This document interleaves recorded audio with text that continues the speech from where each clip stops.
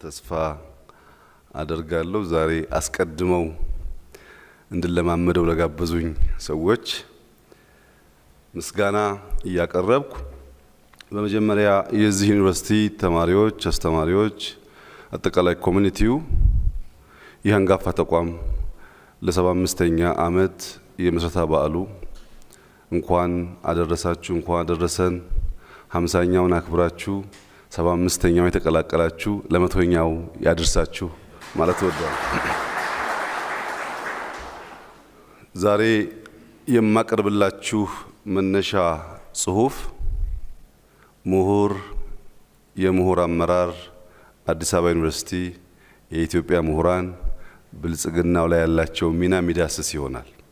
የመጀመሪያው ርዕሴ ቀደም ሲል ፕሮፌሰር እንዳነሱት የምሁራን ሚና በፈጣን ዘመን የሚል ቢሆንም ወደኛ ለማውረድ የምሁራን ሚና ለሀገር ብልጽግና ወደሚል ትንሽ ሞዲፋይ አድርጌዋለሁ። ይህን ሞዲፋይ ያደረኩበት ዋናው ምክንያት ወደ እናንተ ለመምጣት ስሰናዳ አንድ ፈላስፋ ተናገረ የተባለውን ነገር አስታወስኩኝ። ሰዎች በሶስት ካታጎሪ ከፍላቸዋል። ሶስት አይነት ሰዎች አሉ ይላል ፈላስፋ። ገሚሱ ሰው አፍቅሮተ ነዋይ ያለው ነው ይላል። ገሚሱ ሰው አፍቅሮተ ክብር ያለው ሰው ነው ይላል። ገሚሱ ደግሞ አፍቅሮተ ዊዝደም ወይም ጥበብ ያለው ነው ይላል። እና ዛሬ እኔ የመጣሁት ላቨርስ ኦፍ ዊዝደም ወደሚባለው ስብስብ ነው በሚል ተስፋ አይዲያን የማይፈሩ አይዲያን ኢንተርቴን የሚያደርጉ ሰዎች ከሆኑ የተንሳፈፈ ጉዳይ ብቻ ሳይሆን ትንሽ ወረድ ብሎ ወደኛ ሁኔታ ቢመጣ አይከፋቸውም በሚል እምነት በተወሰነ ደረጃ ርዕሱን ሞዲፋይ አድርጌዋለሁ። የምሁራን ሚና ለሀገር ብልጽግና እጅግ ከፍተኛ ሚና ያለው ምሁር በዘርፉ የሚሰጠውን አመራር በተሰጠው ከረንሲ የሚሰጠውን አመራር አውቆ ለይቶ የሚገለገል ሲሆን ነው። ምሁራን የጋራ ትርክት በመፍጠር ምሁራን የበለጸገች ከድህነት የተላቀቀች ኢትዮጵያን ለማየት የሚጠበቅባቸው ሚና ይወጡ ዘንድ ምሁራዊ አመራር መስጠት ይጠበቅባቸዋል። ምሁራዊ አመራርን ከማየታችን በፊት በተወሰነ መልኩ መሪ ማን ነው ማለት ይኖርብናል።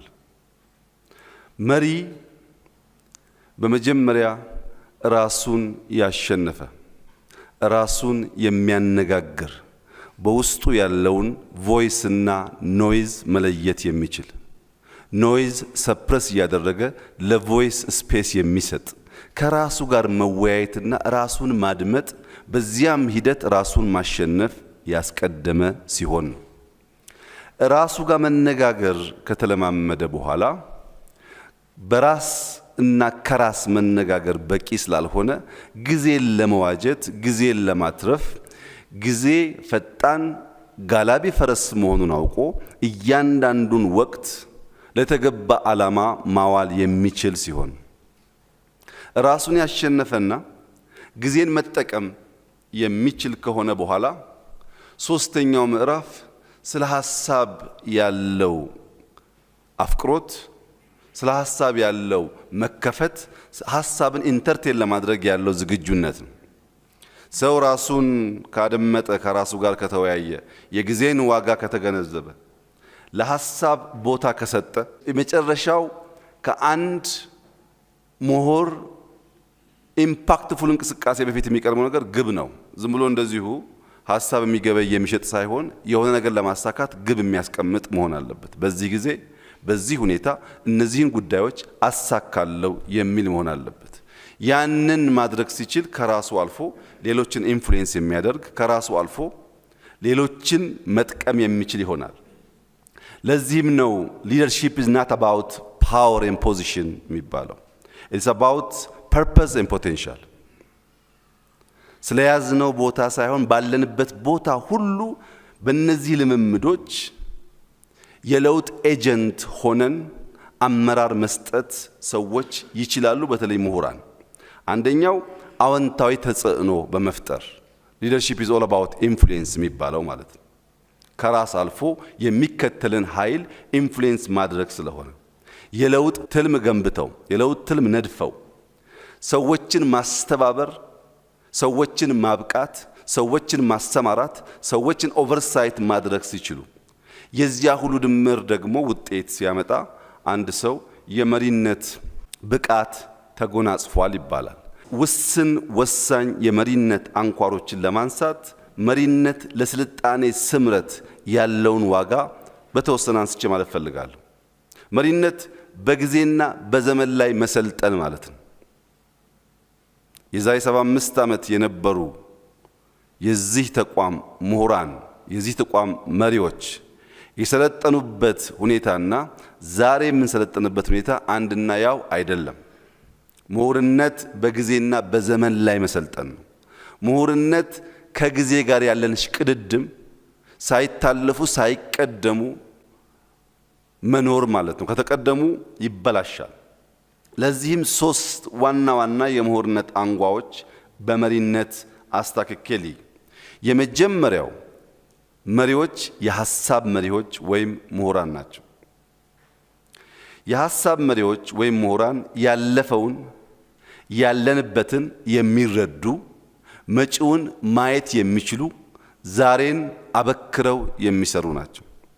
ትናንትናን በቅጡ መለስ ብለው መዳሰስ የማይችሉ ከሆነ ብላይንድ ስፓት እንዳላቸው የማይገነዘቡ ከሆነ ወደ ኋላ መለስ እያሉ ማየት ወደፊት ለመስፈንጠር ያለውን ፋይዳ የማይገነዘቡ ከሆነ ነገን አርቀው ለማየት ይቸገራሉ።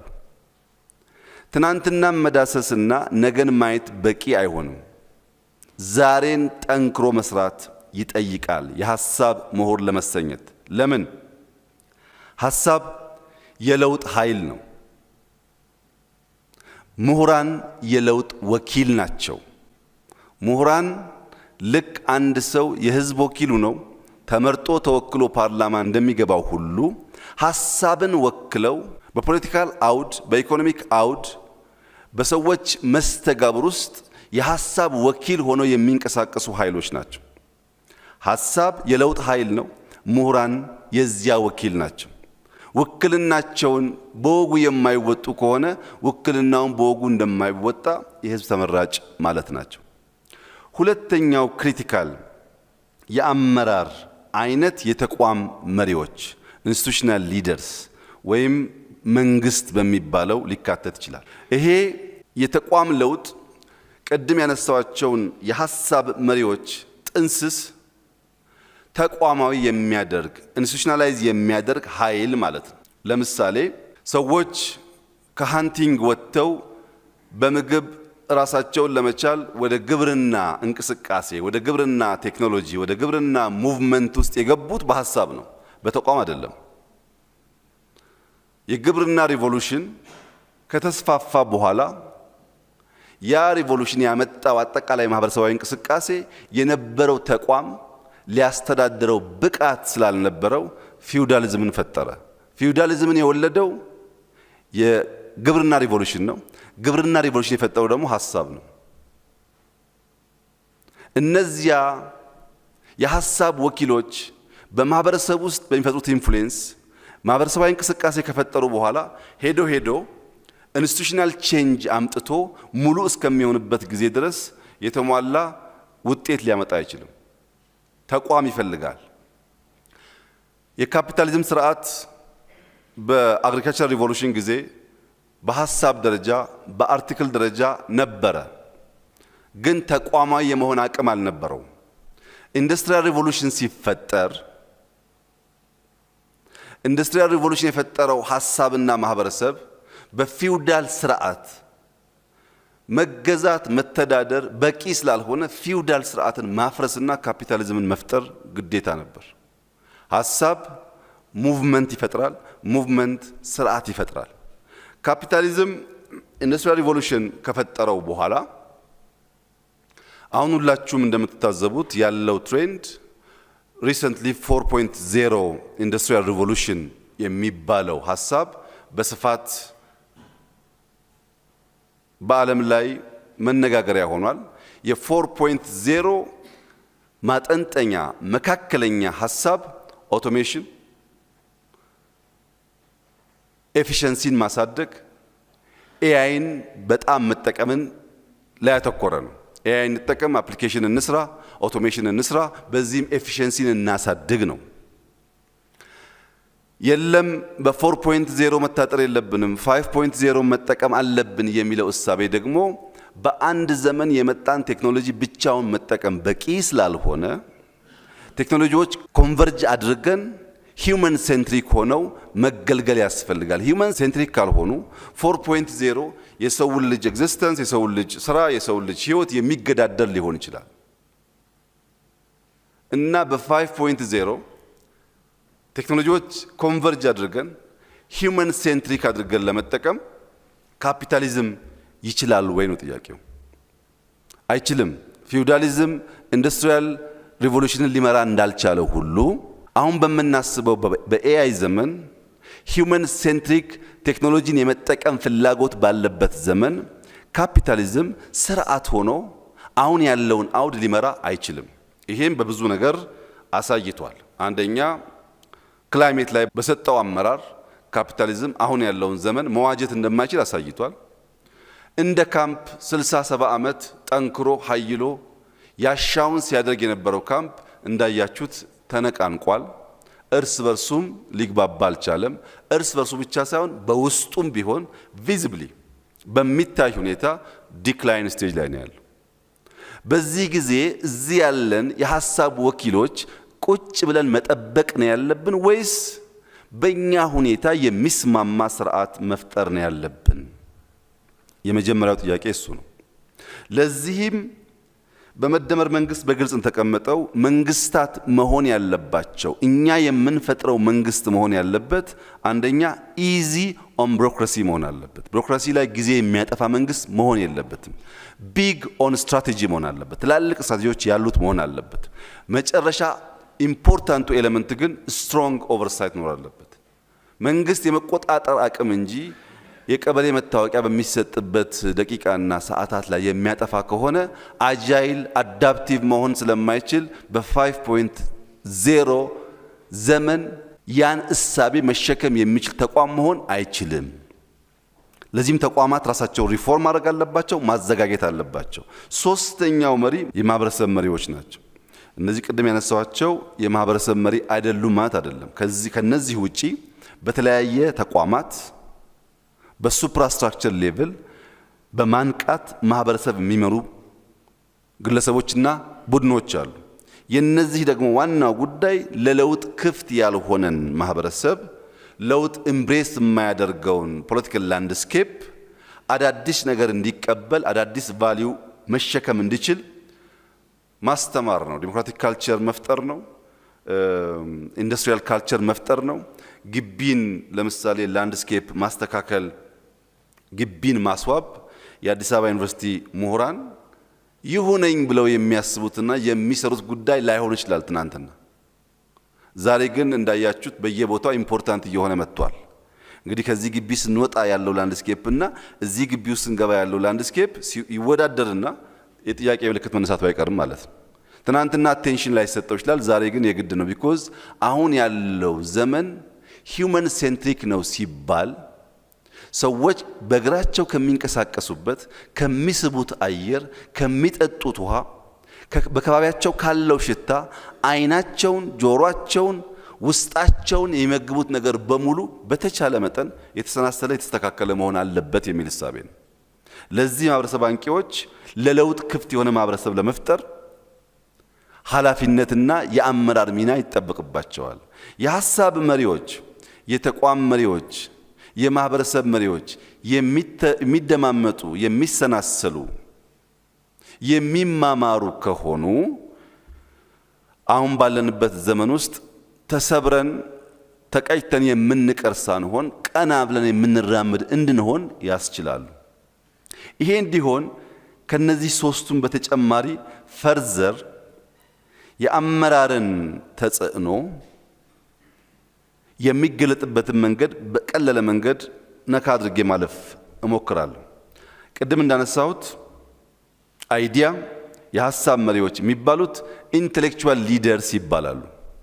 ኢንተሌክቹዋል ሊደርስ ከረንሲያቸው ሐሳብ ነው። የሚገበያዩበት ከረንሲ ሐሳብ ነው። ያንን ከረንሲ በደንብ የማያቅ ኢንተሌክቹዋል ሊደር መሪ ነኝ ቢልም ያሻውን ማሳካት አይችልም። ምንድነው የሚሰራው? በፈጠራና በተቀየረ የልቦና ውቅር ሰውን ለዘመን ማዘጋጀት ነው ስራው። የልቦና ውቅር መቀየር፣ ፈጠራም ማስፋፋት ከረንሲውን በወጉ ባላወቀ ሰው ሊሰራ አይችልም። እግረ መንገድ ለማንሳት ብዙ ጊዜ ሰምታችሁ ሊሆን ይችላል። ኢትዮጵያ ውስጥ አንድ የታዘብኩት ነገር በአይዲያ እና በኦፒኒየን መካከል ያለው ልዩነት በወጉ አለመገንዘብ ነው። እኔ ስላደረግኩት ከረባት እዚህ ካላችሁት 20 ሰዎች 20ቹን ብጠይቅ እያንዳንዱ ሰው የራሱ ኦፒኒየን አለው።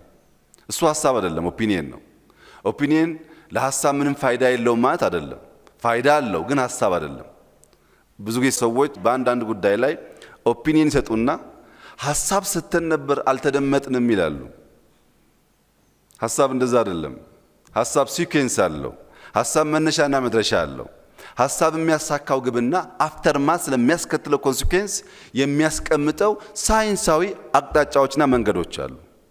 ኦፒኒየንስ የሰጠ ሰው ሁሉ አልተደመጥኩም ሳይሆን ኦፒኒየን ተሰናስቶ ተደምሮ ከዛ ውስጥ ሐሳብ ሊወለድ እንደሚችል ማሰብ ያስፈልጋል። ይሄ ብዙ ጊዜ የምታዘበው ነገር ነው። ሁለተኛው መሪ ገቨርንመንት ሊደርስ ናቸው። የነዚህ የገቨርንመንት ሊደርስ ከረንሲያቸው ደግሞ ሌጂቲሜት ስልጣን ነው። በህዝብ ውክልና የተሰጠ ሌጂቲሜት ስልጣን። ሌጂቲሜት ስልጣን ያለው ሰው በፖሊሲ፣ በአይዲያ፣ በኢምፕሊሜንቴሽን ሊመራ ይችላል። ያ የሚሆነው ግን ቅቡልነት ያለው ሲሆን ነው። ሶስተኛው ቢዝነስ ሊደር ናቸው። የነዚህ ከረንሲ ደግሞ ገንዘብ ነው። በገንዘባቸው ኢንቨስት በማድረግ ኢኮኖሚክ ኢምፓክት በማምጣት በመቅጠር ግብር በመክፈል ችግር ሲያጋጥም በማገዝ ባላቸው ሪሶርስ አመራር ይሰጣሉ። አራተኛው ሪሊጂየስ ሊደር ናቸው። ከረንሲያቸው ሞራል ነው። ይሄንን ከረንሲ ስተው ሪሊጂየስ ሊደርስ የሐሳብ መሪ እንሆናለን ወይም የገንዘብ መሪ እንሆናለን ሲሉ ይበላሻል ነገሩ። የነሱ መገበያያ ከረንሲ ሞራል ነው። በዚህም የወል እሴት ይገነባሉ፣ ኮንሽስነስ ላይ ይሰራሉ። ያን ማድረግ ሲችሉ አመራሮች በየዘርፋቸው ባላቸው ከረንሲ የሚጠበቅባቸውን እያደረጉ ስለሚሆን ሲሰናሰል በሀገር ላይ ለውጥ ያመጣል። ሚዲያ ሊደርስ ከረንሲያቸው ኢንፎርሜሽን ነው። ዲስኢንፎርሜሽን አይደለም፣ ኢንፎርሜሽን ነው። ዲስኢንፎርሜሽን ሲሆን ለአንድ ቀን፣ ለሁለት ቀን፣ ለሶስት ቀን ይደመጡና ከዚያ በኋላ ጥያቄ ምልክት ውስጥ ይገባሉ። በዚያ ምን ያደርጋሉ? ናሬሽን ይገነባሉ፣ አዌርነስ ይፈጥራሉ፣ የወል ትርክትን ይሰራሉ፣ ህዝብን ያነቃሉ፣ ያሰናዳሉ፣ ያዘጋጃሉ። ምን ሲሆን? ኢንፎርሜሽን። የኢንፎርሜሽን ቤዙ ዳታ ነው። ፕሮፐር ዳታ ኮሌክሽን ሳይኖር ሰው ቁጭ ብሎ የሆነ ነገር በመንደፍ ብቻ በመናገር ናሬሽንን መገንባት አይችልም። ኮንሲስተንት ስለማይሆን የነቃና ፍላጎቱን ለመጠበቅ የሚችል ማህበረሰብ ሊፈጥርም አይችልም። ለጊዜው ሳውንድ ባይት ሊፈጥር ይችላል። የሚዲያ ሊደርስ ከረንሲያቸው ኢንፎርሜሽን መሆኑን ካወቁ የኢንፎርሜሽን ቤዝ ደግሞ ዳታ ነው። እያንዳንዷን ዳታ አስተናስለው አናላይዝ አድርገው በሚሰጡትና በማይቋረጥ እውነት ውስጥ ነው ኢንፍሉዌንስ ማድረግ የሚችሉት። ኢንዱስትሪያል ሊደር ደግሞ ከረንሲያቸው ቴክኖሎጂ ነው። ይፈጥራሉ፣ የኑሮ ዘይን ያቀላሉ፣ ይፈጥራሉ፣ የመንግስታት የአሰራር ዘይን ያቀላሉ። ያን ሲያደርጉ አመራርነታቸው ይረጋገጣል። ታዲያ ያለው ችግር ምንድን ነው? ከረንሲ ሚስዩዝ ነው ያለው። በተለይ ኢትዮጵያ ውስጥ ከፍተኛ የከረንሲ ሚስዩዝ አለ። አንዳንዶቻችሁ የሱዳን ፓውንድ ይዛችሁ መርካቶ ትሄዱና ጎመን ትላላችሁ። አንዳንዶቻችሁ የኬንያ ሽልንግ ትይዙና ከረንሲያችሁ የኬንያ ሽልንግ ነው፣ ፒያሳ ትሄዱና ሸሚዝ ትላላችሁ። እነዚህ ገንዘቦች ምናልባት ባንክ ቤት ሄደው በእለቱ ምንዛሬ ዋጋ ያላቸው ሊሆኑ ይችላሉ። ከባንክ ቤት ውጭ ከሄዱ ግን ወረቀት ናቸው። ኢትዮጵያ ውስጥ ፕራይመርሊ አሁን እየገጠመን ያለው የአመራር እጦት ሳይሆን የራስን ከረንሲ በውል አለማወቅ ነው። የገንዘብ ሊደሩ የፖሊስ ሊደር ካልሆንክ ይላል። የሃይማኖት ሊደሩ ሄጄ ዛሬውኑ እስረኛ ካልፈታው ካላሰርኩ ይላል። የአይዲያ ሊደሩ በአይዲያ ኢንፍሉዌንስ ማድረግ ሲገባው ከሱ ዘርፍ ከሱ ከረንሲ በወጡ ጉዳዮች መጫወት ያምረውና እንዲሁ ስንዋከብ ያንዱ ከረንሲ አንዱ ጋር ወረቀት ያንዱ ከረንሲ አንዱ ጋር ወረቀት ሆኖ ምንም ነገር ሳንገዛ እንውላለን።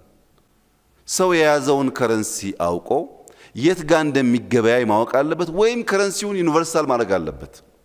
አሉ ጥቂት ሰዎች ከረንሲያቸውን ከፍ አድርገው የሚጠቀሙ፣ አብዛኛው ሰው ግን ከረንሲውንና ሮሉን ሳያቅ ሊደር መሆን ነው የሚያስበው። ማህበረሰቡን እንዲያርጉ ተነሱ፣ ተቀመጡ፣ ሂዱ ይላል። የያዘው ከረንሲና የሚገበያይበት ገበያ አልገጥም ሲል ነገሮች አይከናወኑም። ከረንሲያችንን ማወቅ በእጅጉ አስፈላጊ ነው። እነዚህን ጉዳዮች ካነሳው ምንወያይበት አንዱ ጉዳይ ስለ ምሁር ስለሆነ ምሁር ማን ነው? የሚያስብ ሁሉ ምሁር ሊባል ይችላል ወይ? ቢኮዝ ሰው ሁሉ ያስባል፣ ሰው ሁሉ ግን ምሁር አይደለም። ታዲያ ምሁራን ከሌላው ሰው የሚለያቸው ምንድን ነው ብለን እንጠይቃለን። ዩኒቨርሲቲ መቆየት ምሁር ያስብላል ወይ?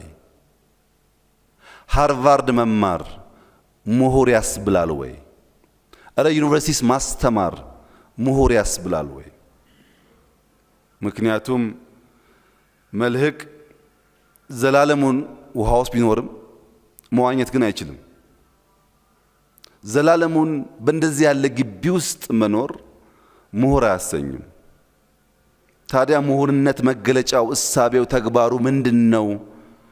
ዩኒቨርሲቲ መሄድ ለምሁርነት አንድ ስቴፕ ወደፊት የሚወስድ ቢሆንም ምሁር የሚያሰኝ ካልሆነ ምሁርነት ማይንድ ሴት ነው። ምሁርነት ለኩሪዮሲቲ ለጥያቄ ዝግጁ መሆንና የመጠየቅ ብቃት ነው። ለምንድነው የመጠየቅ ብቃት የሚሆነው? ሁሌም ትክክል ጥያቄ ብቻ ነው፣ መልስ ትክክል ሆኖ አያውቅም። question is right answer is open ended ይባላል። ምን ማለት ነው? የዛሬ 2000 ዓመት እግዚአብሔር ማን ነው ጠይቋል ትውልድ። ግማሹ ኤክስ ነው ግማሹ ዋይ ነው ብሏል። የዛሬ 500 ዓመትም ምናምንም ዛሬም ይጠይቃል። ጥያቄው ይቀጥላል። መልሱ ግን እንደየዘመኑ እንደየሰው ዕውቀት እንደየሰው አረዳድ ይለያያል፣ አንድ አይደለም። ወይም ሎንጂቪቲ የኛ አንሴስተርስ በእድሜ ማጠር ምክንያት ቻሌንጅ ስለነበሩ እድሜ ማርዘምን እንደ ዋና ጥያቄ አድርገው አንስተዋል። አንዳንዱ ጤና አዳም በውሃ መጠጣት እድሜ ያረዝማል ብሎ መልሷል። ግን ይሄ መልስ ኦፕን ኤንድድ ነው። የለም ተጨምቆ መሶቢላ ጋር ሆኖ መድኃኒት ሆኖ የሚል ሐሳብ በየዘመኑ እንደየእድገት ደረጃችን። አሁን ደግሞ የለም ስፖርት እንስራ፣ ውሃ እናብዛ፣ ምግብ እንቀንስ፣ በቀን አንዴ እንብላ፣ በቀን 8 እንብላ። ይሄ ሁሉ ነገር መልስ ማለቂያ የለውም። ጥያቄ ግን ፐርፌክት ነው። ሶቅራጥስን ለየት የሚያደርገው የመጠየቅ ብቃቱ ስለሆነ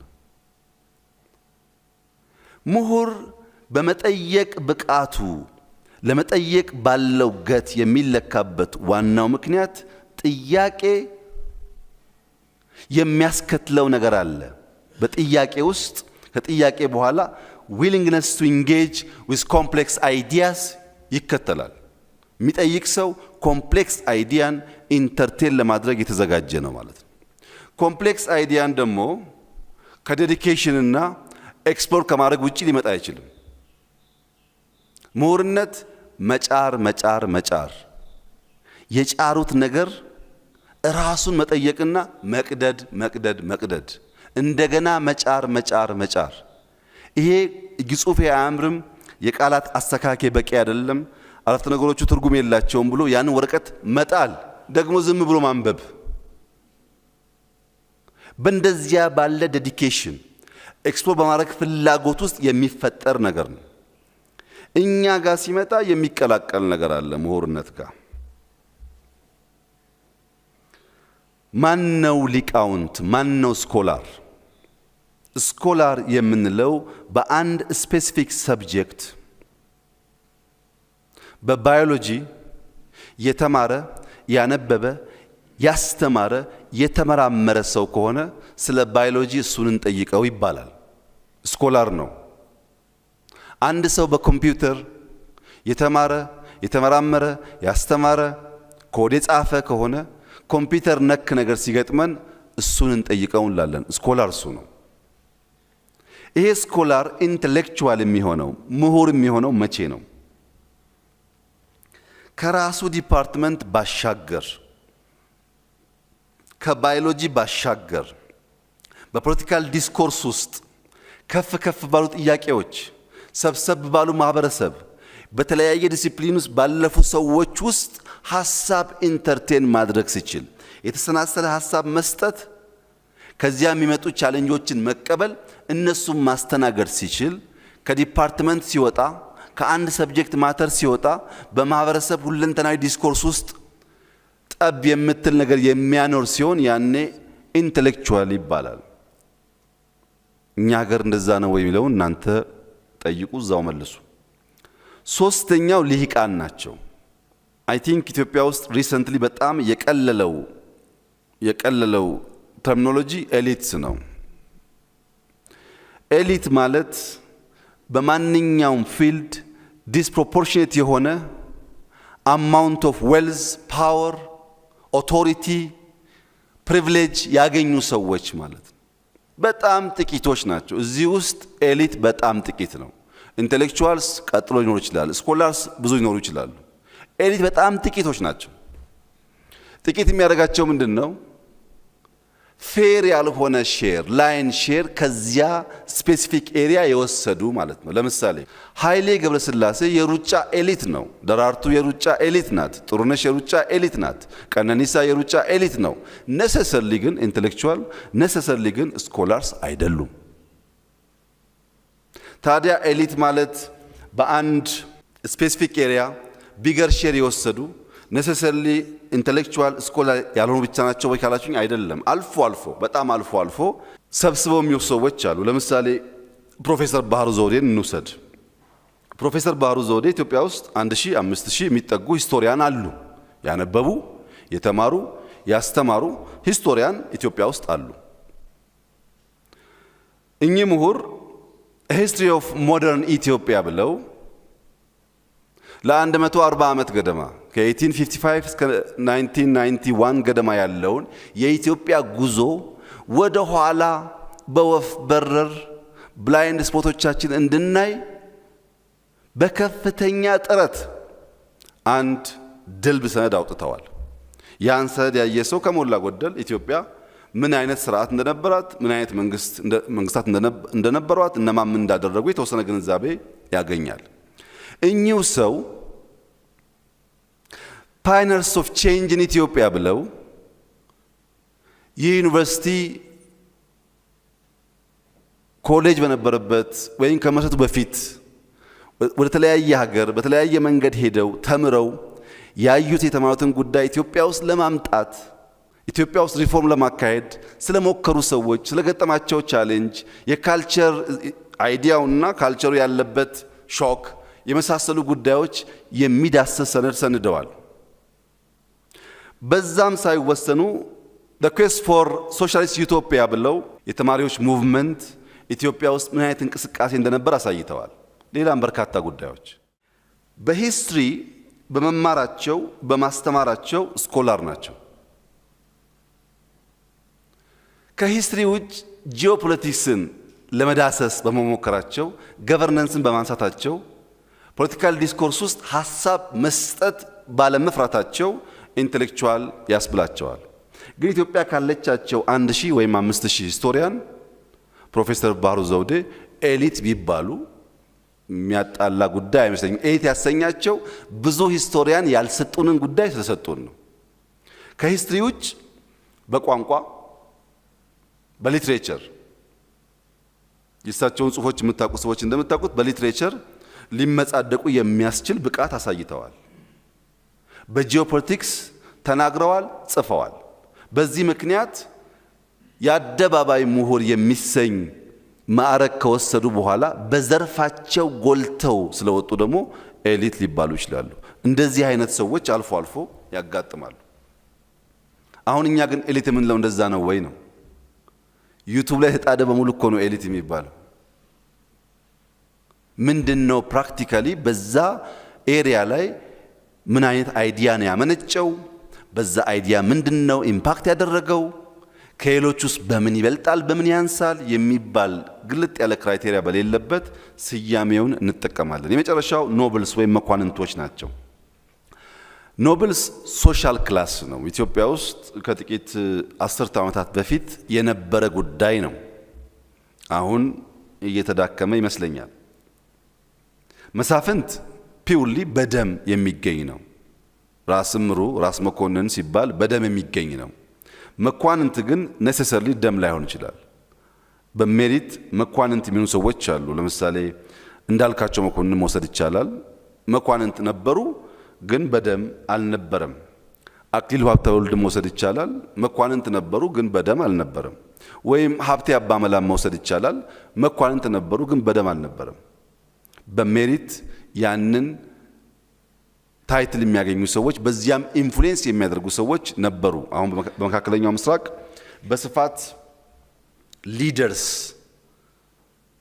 ሴግመንት ኦፍ ሶሳይቲን ኢንፍሉዌንስ የሚያደርጉ ኃይሎች ኖብልስ ናቸው የወደቀ ነገር አይደለም እኛ የት ውስጥ እንደምንኖር በትክክል አውቀን ከረንሲያችን ለይተን መጠቀም ስንችል እንብዛም ጭቅጭቅ ላይ ፈጠር ይችላል አለያ ግን ሁሉም እየተቀላቀለ ስሞቹን በሚወስድበት ሰዓት ኮንፊውዥን ብቻ ሳይሆን መግባባት እና አብሮ መስራት ያስቸግራል በተለይ ብናየው የምፈልገው ጉዳይ የምሁርነትና ብልህነት ጉዳይ ወይም ኢንተሌክቹዋል ቨርሰስ ኢንተሊጀንስ ላይ ያለው አንደርስታንዲንግ ነው ምሁርነት ቅድም እንዳነሳሁት ውስብስብ ጉዳዮች ለመዳሰስ መሞከር ያን ሐሳብ ለመናገር ለማድመጥ ለመጠየቅ መዘጋጀት ፕራይመርሊ አይኪው ላይ የሚሰራ ስራ ነው በአይኪው ግንባታ ላይ የሚሰራ ስራ ነው ብልህነት ከአይኪው ይሻገራል ኢሞሽናል ኢንተለጀንስን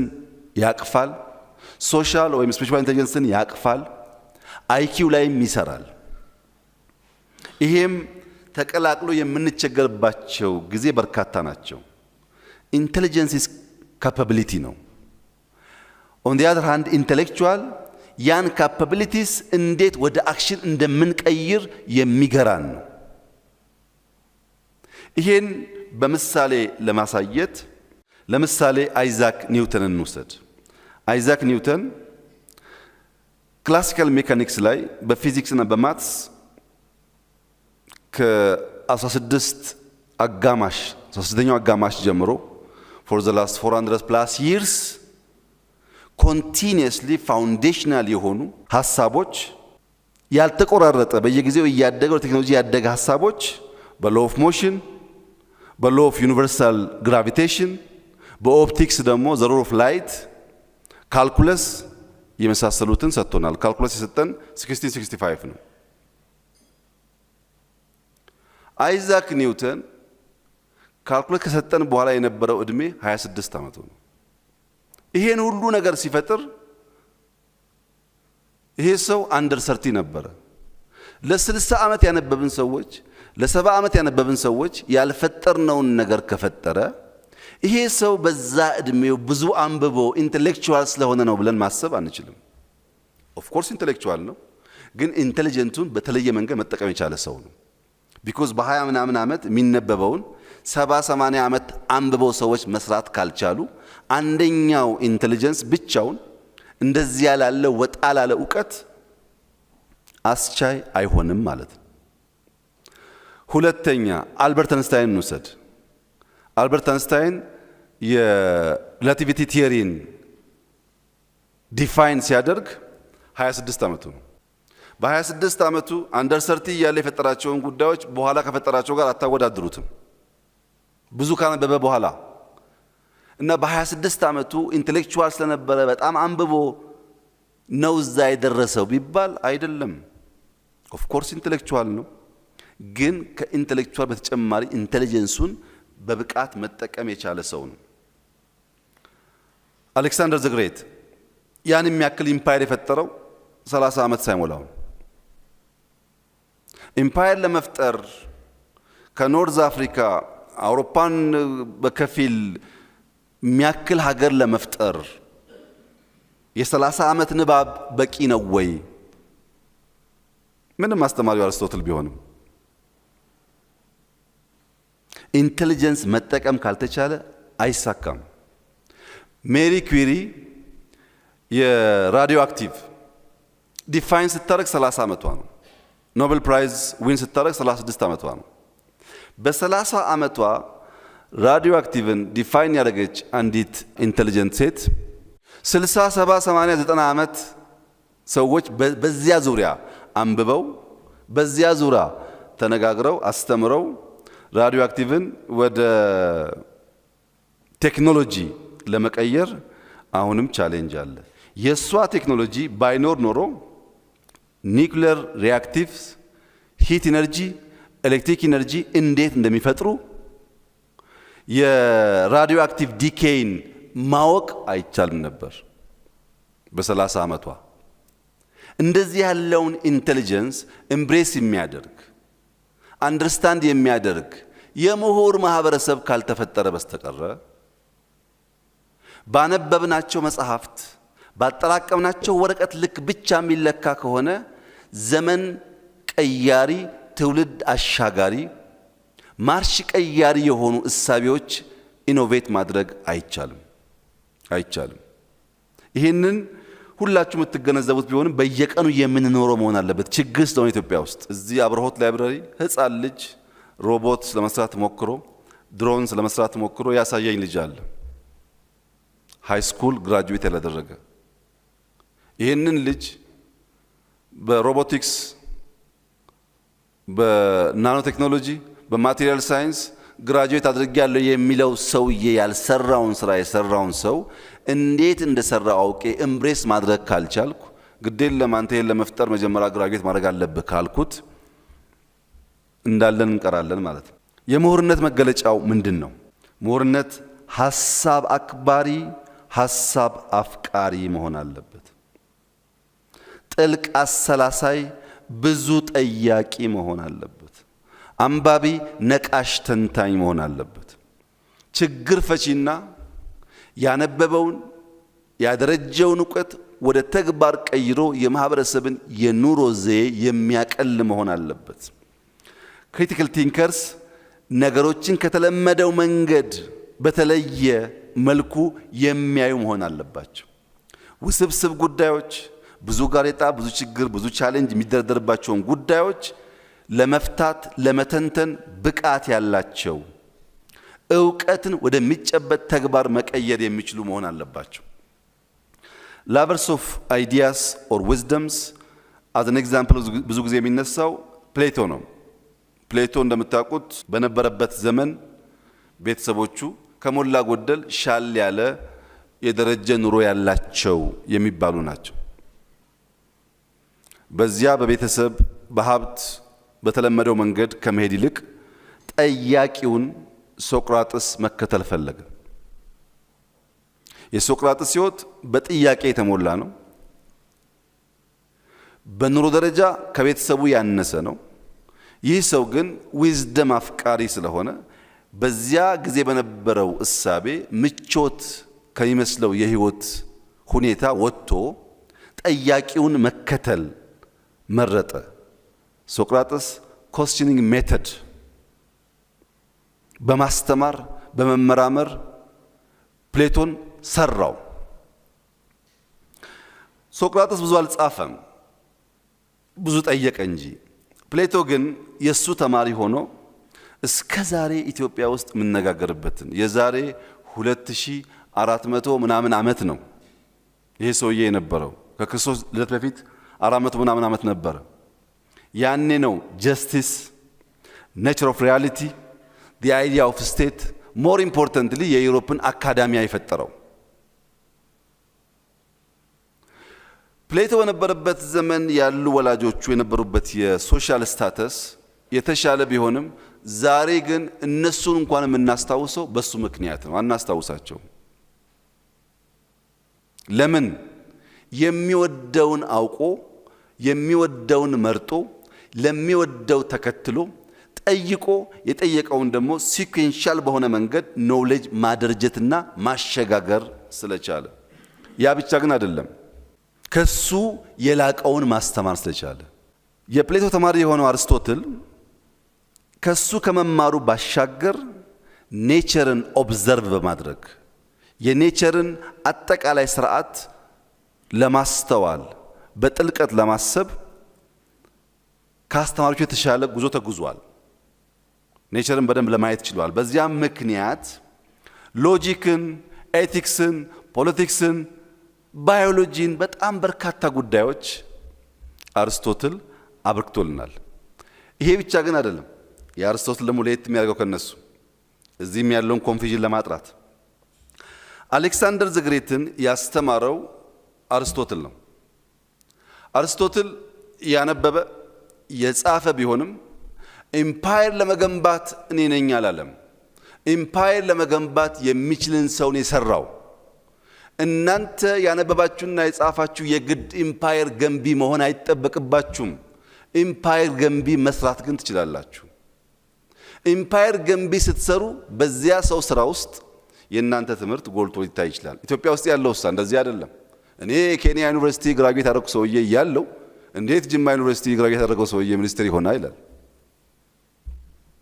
በሱ ሳይሆን ገብቶ በወጣበት ግቢ ራሱ የሚለካ ማለት ነው። ምሁራን ኢምፓየር ገንቢን ከሰራን ስራችንን ሰራን ማለት ነው። ምሁራን ዘርፈ ብዙ ሚናዎች አሉን፣ መጫወትም እንችላለን። አንደኛው የፒርስ ኢንፍሉዌንስ ነው። አማንግ ኢንተሌክቹዋልስ ሪገረስ የሆነ ዲቤት በማካሄድ ሪፋይንድ የሆኑ ኮንቴምፖራሪ ኮንሰፕቶችን ጀነሬት ማድረግ ይችላሉ። እዛም ያለን ቴዎሬቲካል ፍሬምወርክ አንብበው የነሱን ነባራዊ ሁኔታ አጥንተው ወደ ሎካል ወደ ሀገርኛ አውድ ይመልሳሉ። እንዳለ ቀርተው አያመጡም። እንዳለ ቀርቶ ማምጣት ጣጣውን አይታችሁታል። ያነባሉ፣ ይማራሉ። በራሳቸው አውድ ውስጥ ያ ነገር እንዲመጣ ያደርጋሉ።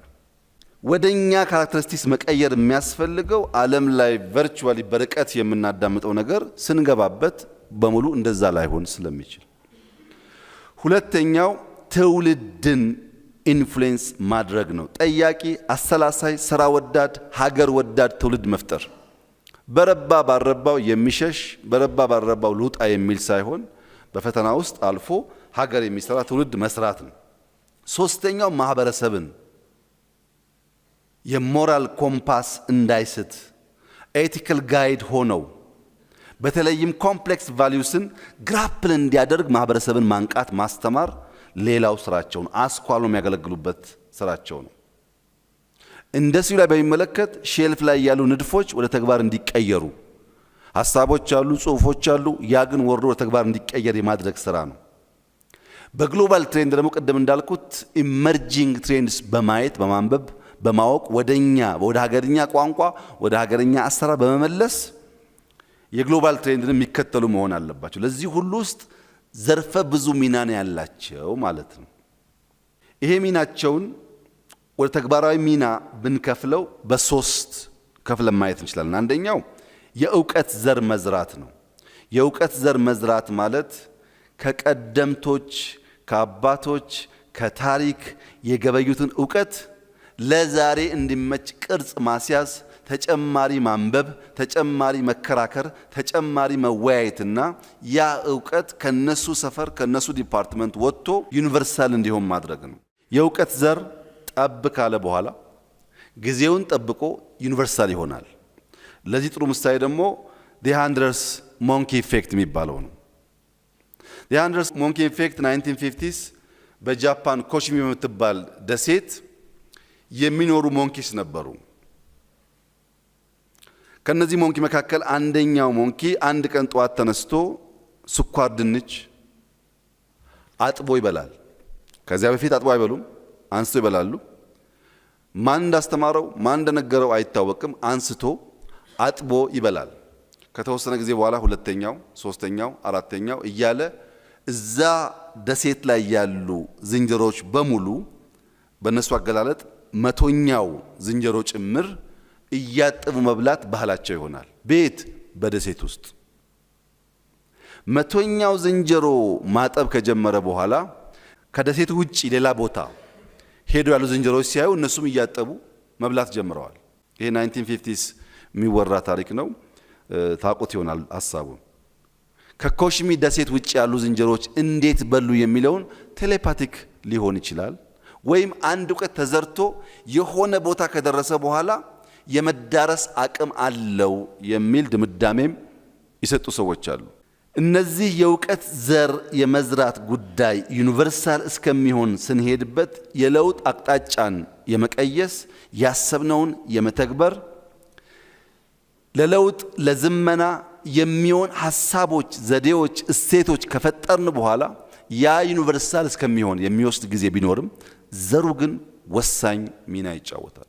ከዘሩ በኋላስ ያ የለውጥ አቅጣጫ ያ ዘር የለውጥ አቅጣጫ ትራክ ከያዘ በኋላ ማህበረሰብ ውስጥ የፈጠረውን የእውቀት ጥግታ ለማወቅ ማስተማር፣ የሞራል ደረጃን ከፍ ማድረግ፣ ምክንያታዊ እሳቤን ማጉላት፣ ማህበረሰቡ የዛን ዘር የዛን የለውጥ አቅጣጫ ተሸካሚ እንዲሆን ማድረግ ይጠይቃል። ይህ እንዲሆን የለውጥ አቅጣጫን የምንቀይስ ዘር የምንዘራ ሰዎች የፈጠራ ባህል፣ የሥራ ባህል፣ የዴሞክራሲ ባህል፣ የሲቪክ ባህል፣ የጽዱ ከተማ ባህል እኛ ስላሰብን እና ስላወራን ኦቨርናይት የሚሆን ከመሰለን አይሳካም። ያቺ የመጀመሪያዋ ዝንጀሮ 100 ጋር እስኪደርስ ረጅም ጊዜ ወስዶባታል። 100 ጋር ከደረሰ በኋላ ግን የማታቀው የማትደርስበት ቦታ ሁሉ ደርሷል። ለምሳሌ እዚህ ሀገር የጀመርነው የኮሪደር ዴቨሎፕመንትን ብንወስድ ገና ነው። ዘ100 ሞንኪ አልደረሰም፣ ገና ነው። ሲደርስ ግን እንዴት ብሎ ሌሎች አፍሪካ ሀገሮችን ኢንፍሉዌንስ እንደሚያደርግ ከኛ ቁጥጥርና ልፋት ውጭ ሊሆን ይችላል። በማናቀው መንገድ ያ እሳቤ፣ ያ አሰራር፣ ያ ፍልስፍና ቦታ ይዞ ጥቅም ላይ ሊውል ይችላል። ያ እስኪመጣ ግን በትጋት ሳናቋርጥ ኮንሲስተንትሊ በመትጋት ማረጋገጥ ይኖርብናል። ምሁራን ልዩ ልዩ ዘርፍ ከመንካታቸው በተጨማሪ ቲንኪንግ ላይ ለይቶ ለማን ምን አይነት ቲንኪንግ ያስፈልጋል የሚለውን እንደ ዘር መዝራት ይፈልጋል። ሁሉም ቲንኪንግ አንድና ያው አይደለም።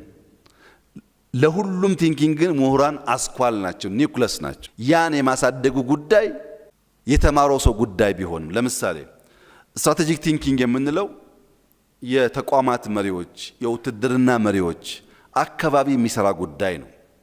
ትልቅ ምስል ማየት፣ ዘላቂ ጥቅምን አስቦ መወሰን፣ ቀድሞ የመተንበይ አቅምን ማሳደግ፣ ይሄ የወታደራዊ የተቋማት መሪ ባህሪ ነው። ለምሳሌ አንድ ስትራቴጂክ አመራር የሚባል ወታደር በባትልና በወር መካከል ያለ ዲፍረንስ በደንብ አድርጎ የሚገነዘብ መሆን አለበት።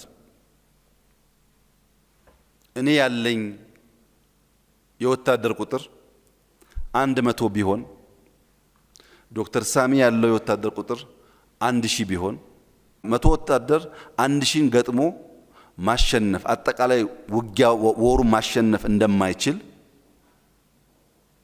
ስለመገነዘብ ሁል ጊዜ ጥንቃቄ ማድረግ ያለብኝ ከኔ ያነሰ ኃይል ከሌለ በስተቀር ግጭት አለመፍጠር ነው። ለምሳሌ 1000ዎቹ እየመጡ በቅርብ ርቀት 10 ሰው የጠላት ባገኝ እኔ 10ሩን ልመታ እችላለሁ፣ የኃይል አድቫንቴጅ ስላለኝ። እሱን ካሸነፍኩ በኋላ ግን 900 ፕላስ ይውጠኛል። እቺን 10 ሰው ማሸነፍ ማለት አጠቃላይ ውጊያ ማሸነፍ ማለት አይደለም። አጠቃላይ ወር ከብዙ ባትሎች ድምር ይመጣ ቢሆንም በአንዳንድ ባትል ማፈግፈግ፣ መሸሽ፣ መደበቅ የሚያስፈልገው በድምር ወሩን ለማሸነፍ ነው። ይሄን የሚያስብ መሆን አለበት እንጂ 100 ሰው ስላለው 3 ሰው ሲያይ የሚገል ከሆነ ስትራቴጂካሊ አያስብም ማለት ነው። ይሄ ስትራቴጂክ ቲንኪንግ ነው። ሲስተሚክ ቲንኪንግ ከሆነስ ሲስተሚክ ቲንኪንግ ፖሊሲ አውጪዎች፣ መሐንዲሶች፣ ሐኪሞች የሚገለገሉበት። ለምሳሌ ሐኪም አንድ ሰው ኩላሊቴን አሞኛል ብሎ ሲሄድ ዘሎ ኩላሊት ጋር አይሄድም። ቴምፕሬቸር ይለካል፣ ደም ወስዶ አንዳንድ ነገሮች ያያል። ዘ ሆል ሲስተም ነው የሚያየው እንጂ ያ ችግር አለበት የተባለን የባዲ ፓርት ብቻ ሮጦ አያክምም። ዙሪያ መለሱን ካየ በኋላ ወደዛ ይሄዳል። ኦር አንድ መሐንዲስ ይህንን ቤት ሲሰራ መጀመሪያ ይሄኛውን ፒላር ቀጥዬ ይሄን ግድግዳ አይልም። በዲዛይኑ በእያንዳንዱ ሌየር ምን እንደሚያስቀምጥ ኮንክሪቱም እንደሚመስል መጀመሪያ ነው የሚያስበው። ለምን የዚህ ጣራ የሚቀጥለውን ለመሸከም ያለው አቅም የሚወሰነው አስቀድሞ ስለሆነ መሐንዲስ ሲስተሚክ ነው እንጂ የሚያስበው በእያንዳንዱ ፓርት አያስብም። ሶስተኛው ክሬቲቭ ቲንኪንግ ነው። ቴክኖሎጂዎች፣ የንግድ ፈጠራዎች፣ ከያኔዎች ዋና ጉዳያቸው ከልምድ እስር ራሳቸው ማላቀቅ ነው። ኋላ ቀር የልማድ አጥሮች የሚሸብቡት ማንኛውም ክሬቲቭ ቲንከር ነኝ ባይ አዲስ ፈጠራ መፍጠር አይችልም፣ ያን አጥር መስበር ካልቻለ በቀር። ሪስክ መውሰድ ብቻ ሳይሆን ተሻግሮ ማየት ይጠይቃል። ክሪቲካል ቲንከርስ አሉ፣ ፈላስፋዎች፣ ጸሐፍቶች፣ የህግ ሙያተኞች ነገርን ክሪቲካል የሚያዩ ምክንያት መተንተን ድምዳሜ ላይ መድረስ የሚችሉ የተደራጀ ሐሳብ ሰንሰለት መፍጠር የሚችሉ አንድ ጊዜ የሚያስቱ ሐሳብ ሳይሆን ሲሰናሰል ውጤቱን ማየት የሚችሉ ግን እነዚህ ብቻ አይደሉም። ላተራል ቲንከርስ አሉ፣ አውት ኦፍ ዘ ቦክስ የሚያስቡ ማለት ነው። እነሱን ኢንተርቴን የሚያደርግ ለነሱም አስኳል የሆነ መሆን አለበት ምሁር። ዲዛይን ቲንኪንግ አለ፣ ዩዘር ሴንትሪክ ፈንክሽን ታሳቢ አድርጎ የሚሰራ። ኮንቨርጀንት ቲንኪንግ አለ፣ ሲንግል ቤስድ ሶሉሽን there might be hundreds of solutions አንዷን ሲንግል ፒክ ማድረግ ኮንቨርጀንት ቲንኪንግ ይባላል። ኦር ዳይቨርጀንት ቲንኪንግ ሊኖር ይችላል። ዳይቨርጀንት ቲንኪንግ ደግሞ በጣም ብዙ ሀሳቦች መፍጠር ነው፣ ጀነሬቲንግ ሎትስ ኦፍ አይዲያስ። እነዚህን ቲንኪንጎች በየፈርጁ በየደረጁ እያወቅን አስኳል ካልሆን ብዙ አይነት እሳቤዎችና ፍላጎቶች ስላሉ የቋንቋ መግባባት የከረንሲ መምታታት ይፈጠርብናል። በምሁርነት ውስጥ ያሉ እንቅፋቶች ታዲያ ምንድናቸው? ምሁራን ያሰቡትን የጻፉትን ያስተማሩትን መኖር እንዳይችሉ የሚያደርጋቸው እንቅፋት ምንድነው? አንደኛው ስሜታዊነት። ምሁር ማለት የስሜት ህዋሳቶቹን ተጠቅሞ መረጃ የሚሰበስብ አካባቢውን የሚረዳ እንጂ በስሜት ኢሞሽናሊ ቻርጅድ የሆነ ማለት አይደለም። በነዛ መረጃ ይሰበስባል፣ ይተነትናል፣ ግን ኢሞሽናሊ ቻርጅድ መሆን የለበትም። ሁለተኛው አድሏዊ እሳቤዎች ወይም ኮግኒቲቭ ባያዝ የሚያስከትሉ ምክንያታዊ እንደሚሆን የተዛባ ድምዳሜ ላይ እንዲደርስ የሚያደርጉትን ባህሪዎች ምሁር ከራሱ ያርቃል። አድሎ ካለ ባያዝ ይከተላል፣ ድምዳሜው ይበላሻል። ሶስተኛው ጀመኝነት ነው፣ ቡድንተኝነት ነው። ሰው በግሉ ነው ማሰብ ያለበት። ሰው በቡድን ማሰብ ከጀመረ ፈቀቅ ማለት አይችልም። በግል የማሰብን አቅም የሚገዳደር ነገር እንዳይፈጠር ምሁራን ሚናቸው ከፍተኛ ነው። ከእውነት ይልቅ ከሌሎች መመሳሰል ተጨማሪ ብቻ ይሆናል ማለት ነው። ለምን የሚል ጥያቄ ከቀረ የምሁር አንዱ አንጓ ሞተ።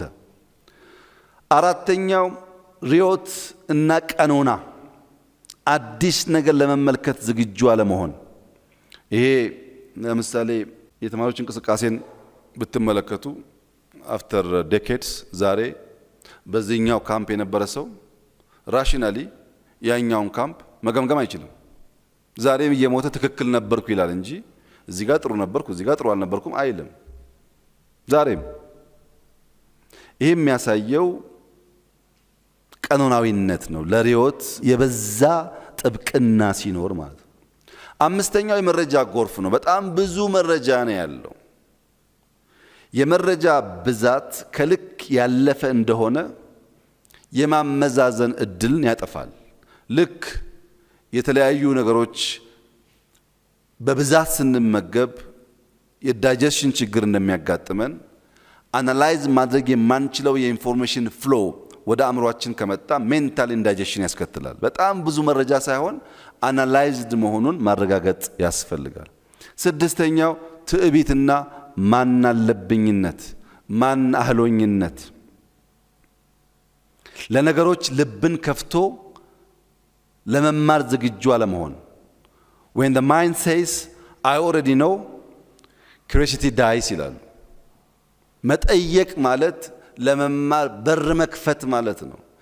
ያልጠየቀ ሰው ለማወቅ በር አልከፈተም። በር ካልተከፈተ መግቢያ መንገድ የለም። እነዚህ ባህሪያት እንቅፋቶች ናቸው። እነዚህም ባህሪያት እያንዳንዱ ምሁር ራሱን እየፈተሸ ራሱን እያዳመጠ ሊገራቸው ሊያስተካክላቸው ይገባል። አንድ ጥሩ ምሳሌ አለ ይሄን የሚገልጽልኝ። አንድ አሳቢ አንባቢ ምሁር በአንድ ወቅት በአንድ ጀልባ አንድን ባህር ይሻገራል። ልክ እንደ ራይድ እንደ ትራንስፖርት ከፍሎ ነው የሚሻገረው።